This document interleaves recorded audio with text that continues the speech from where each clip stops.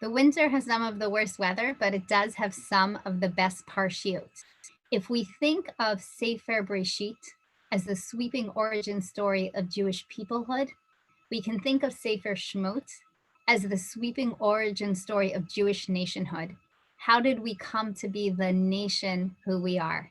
As with any good superhero story, origin stories usually start in interactions between two characters who are opposites, but who we begin to see share something that is similar, just expressed in very, very different ways. It's the Joseph Campbell hero's journey idea. And we see that in the interactions between Moshe and Paro. We see how our nationhood is forged.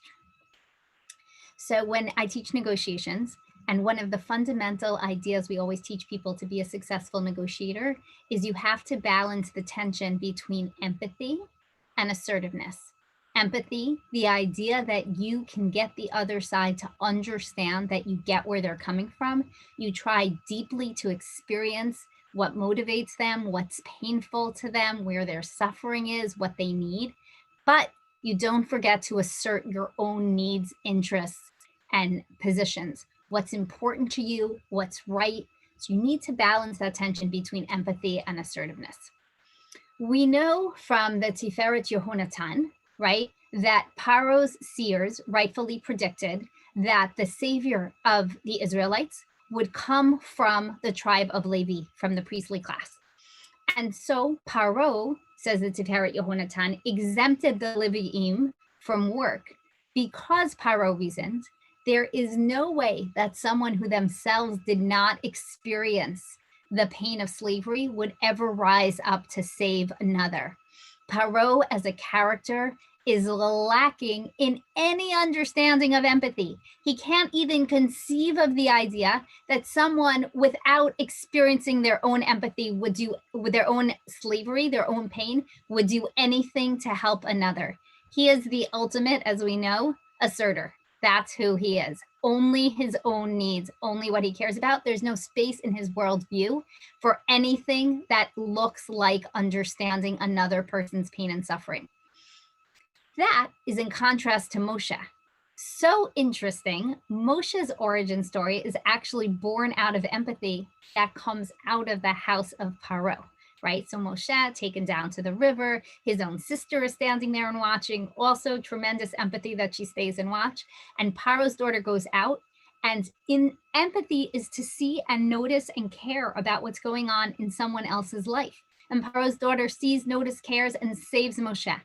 And Moshe, born out of empathy, saved out of empathy. The first three stories we see of him are all ones where he's empathizing, right? He sees the taskmaster, he gets involved. He sees the two Israelites fighting, he gets involved. He sees Benot Yitro by a well being harassed, and he gets involved. These are not situations in which he himself is experiencing any personal suffering, but rather ones where he sees someone else's suffering and steps in to alleviate suffering. He's not thinking about his own needs and interests. He's instead trying to alleviate others' pain and suffering. Okay, then the plates, right? And that's where we find ourselves here in Parshat Bo, in the middle of the whole thing. So what has happened so far? Paro has done nothing but assert.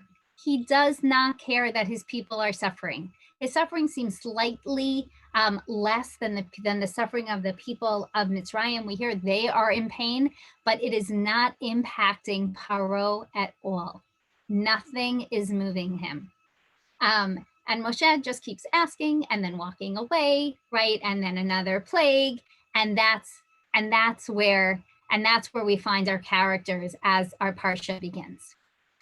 Our parsha actually begins with a message as to what the purpose of all these plagues are. Like smack here in the middle, we finally get an understanding, or we're told what they are, right? So we would hope that the purpose of the plagues was to serve some teachable purpose, right? To serve some educational moments, right? As with any punishment that we have to inflict, right? As parents, as teachers, whatever it is, we hope that we are able to use it as a teachable movement. And here it seems that God's intention is to build empathy in Paro. So the parsha begins, Vayomer Hashem el Moshe, Bo el Paro, Ki ani hichbadati et libo, I've hardened his heart, vet lib avadav, and the hearts of his servants, even those who are really suffering. Leman shiti ototai ela bikirbo. So this word shiti is like a weird word, and it seems to mean like to deeply ingrain, to carve. I somehow want to carve these plagues, somehow these signs that I'm doing deep in his essence. I want him to change and to understand, right? There's a secondary idea, which is that in the second pasuk continues. So you'll be able to tell your children, Laman tisper b'aznei banecha v'nei banecha et asher hitzalalta b'Mitzrayim ve'et ototai asher samti bam v'yadatam ki ani Hashem. And you should understand my power, right? You should be able to tell your children, and they should be able to understand my power. That's sort of the second idea. And now things move along, right? And so there's more plagues, and Paro's servants finally, they get it. So they turn to him and they say, Vayomar b'dei Paro elav, shortly after we find out the purpose of these plagues, Ad matai yezalanu limokeish. How long is this guy going to be a stick in our side? Shlachet hanashim, just let them go and let them go. And Moshe and Aaron have left. Paro's servants think they're going to convince Paro to finally listen, to finally understand the suffering and be moved by it. And they go and they drag back Moshe and Aaron. Vayushavet Moshe vet Aaron el Paro. They bring them back, right? And this is the moment when Paro turns to them. We think he's about to get it. And he says, okay, you guys can go. But who's going, right? There's obviously a correct answer. The answer is just the guys, right? All Moshe needs to say is just the guys. He can end up taking whoever he wants.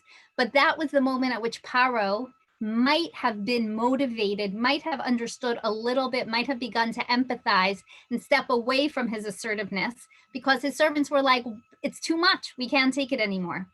But Moshe at that moment begins to understand that sometimes he needs to assert his own interests also.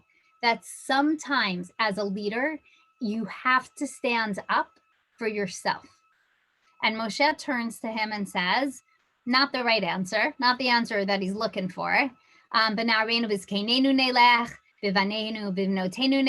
going with everything. We're going with our cattle, all of us. Paro tosses him out. And the plagues continue.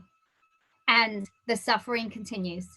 And we think that maybe Paro is being moved a little bit. He's beginning to understand the suffering again. And Paro calls them in after Choshech. And Paro says to them, you can go. Just rak tzonechem ubikarechem yutak. So just like leave your cattle behind, everyone else, even the kids, can go. And Moshe at this point has sort of grown into the idea of understanding that he must pair his empathy, understanding of others, with asserting his people's interests, with standing up for what's right, and with speaking truth to power. And what he says is, right, not only are we taking everything, but but you're going to give us more cattle for us to take with us. And then Paro, and then they leave. It doesn't work, right? He over-asked a little bit. What I find so interesting about this moment in the development of who Moshe is, and by extension, the development of who we are as a people, is this tension, this understanding that we began as all empathy. Moshe begins as all empathy. And at a certain point, he understands it's time to speak truth to power. I have to stick up for my people. And I have to understand how to balance that. At the moment at which Paro is kind of retreating from seeing where only assertiveness has got him, understanding the balance between these two things.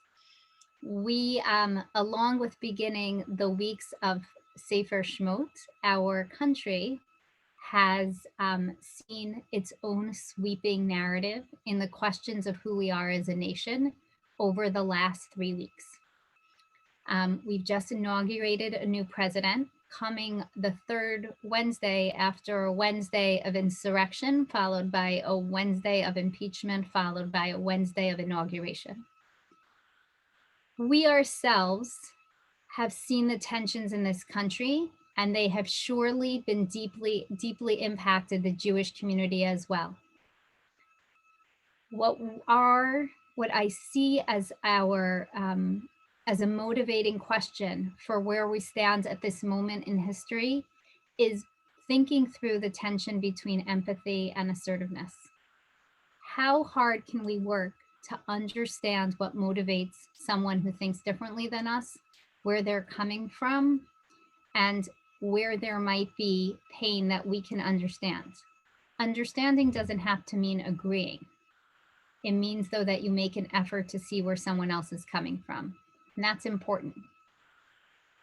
But it's also important to assert what you think is right, what you think is true, and what you think is good, and standing up and speaking for that.